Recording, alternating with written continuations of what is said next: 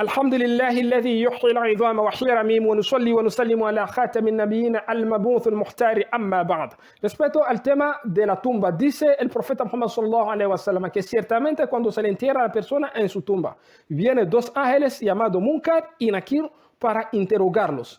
Esos dos ángeles, el profeta sallallahu alaihi wasallam describió diciendo que ciertamente sus ojos son como de relámpago. Ellos son oscuros, prieto, mezclado con un tinte de azul, feo.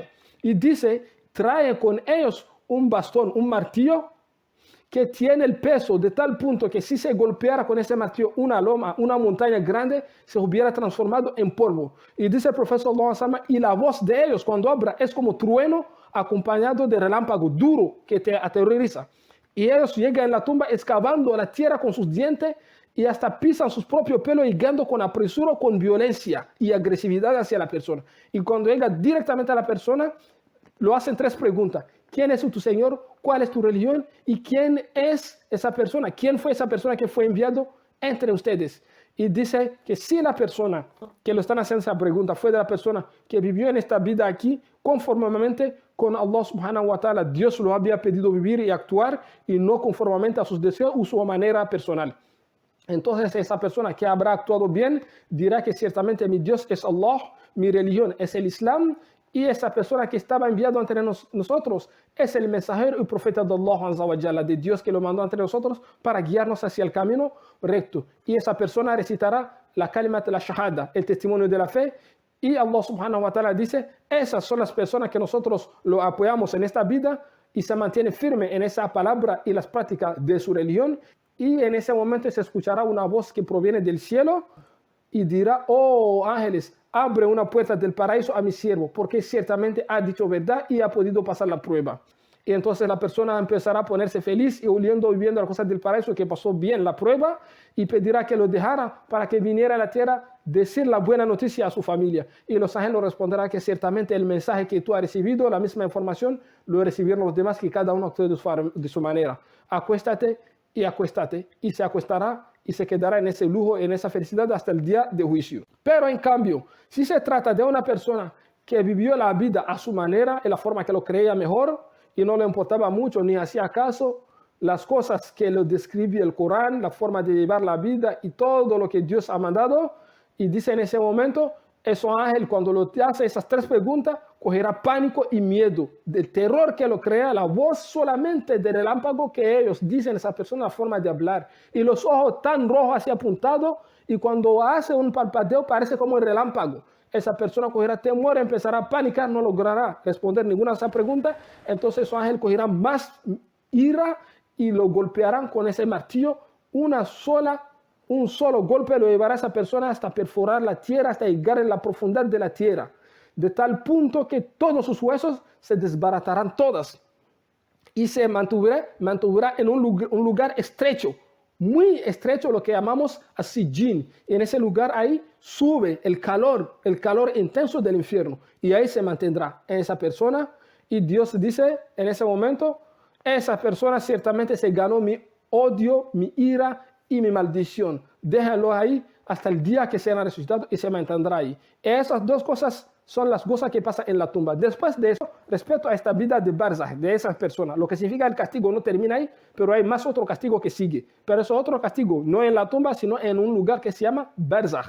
Una de esas cosas, el profeta Muhammad sallallahu alaihi wasallam dice que un día yo estaba durmiendo y vinieron dos ángeles, dos personas, y me dijeron, acompáñanos para que tú veas.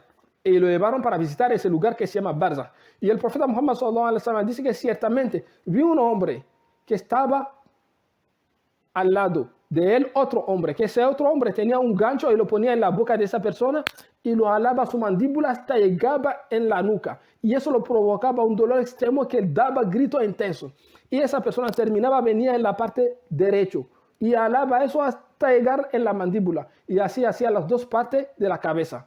Y me asusté y pregunté, ¿quién es esa persona? Entonces esas dos personas me dijeron, esas son las personas mentirosas, que siempre dicen mentira. Después de pasar todos esos tormentos de la tumba, todos esos malos que hemos mencionado, entonces le van a someter a esos otros castigos, y dice los ángeles, y ese estará en este castigo, sufriendo este castigo hasta el día que será resucitado para pasar otro castigo del infierno. Y dice el profeta sallallahu alaihi wasallam que caminamos un poquito más adelante y encontré un hombre acostado boca arriba y otro hombre está parado en su cabeza con una roca grande, una piedra, y lo aplasta la cabeza, de tal punto que la piedra salta hasta cae muy lejos. Y esa persona empieza a gritar de dolor. Y esa otra persona, cuando va a recoger la piedra, la roca, para venir, cuando ella encuentra que la cabeza se volvió de nuevo entero, y él le da de nuevo ese golpe en su cabeza de esa roca, y lo aplasta de nuevo, y el mismo dolor. Entonces el profeta dice, yo me asusté y pregunté a esos dos agentes, ¿qué ha hecho esa persona? Y le dijeron que esa persona que había aprendido la religión, sabía bien de las cosas de Dios, y sabía bien del Corán, pero nunca ponía esa cosa en práctica, iba detrás de sus cosas mundanales y sus deseos personales. Es el castigo que va a estar ahí hasta el día que será resucitado para pasar el otro castigo que lo espera. Y dice el profesor sallallahu alaihi wasallam que caminé un poquito más adelante con ellos y encontramos un agujero, como un hornillo que está muy estrecho aquí arriba, pero muy amplio abajo, que hay muchas personas que le están quemando, está subiendo un calor fuerte, le está quemando a esa persona, y están corriendo como si quiere tratar de salir de este hueco, pero como es estrecho no logran salir, y se queda atracado ahí. Y todas esas personas eran mujeres y hombres desnudas juntas.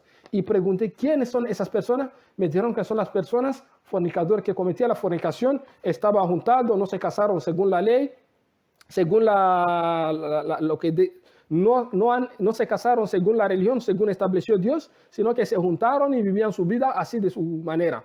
Y esas personas vivirán eso hasta el día que será resucitado, para pasar el castigo realmente que le espera en el infierno. Y dice el profesor sallallahu alaihi wasallam que caminé también un poquito más adelante con ellos, y cuando llegamos a un río encontramos una persona que se estaba dentro del río, en el medio del río, y otra persona que estaba en la orilla del río, y el río era de sangre.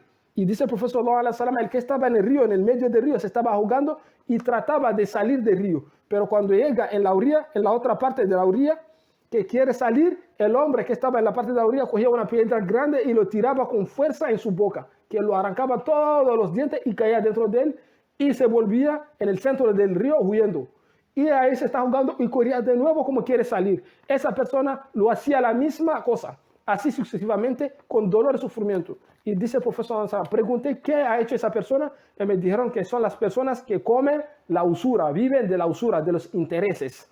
Esos son algunos ejemplos de personas o de castigo que existe en ese lugar que llamamos Barzakh, para mostrar que el tema de la tumba no termina ahí, sino también esos almas, cuando pasa toda esa tormenta de la tumba, va en ese lugar de Barzakh y cada uno vive según las acciones o las obras que ha hecho. Wassalamu alaikum.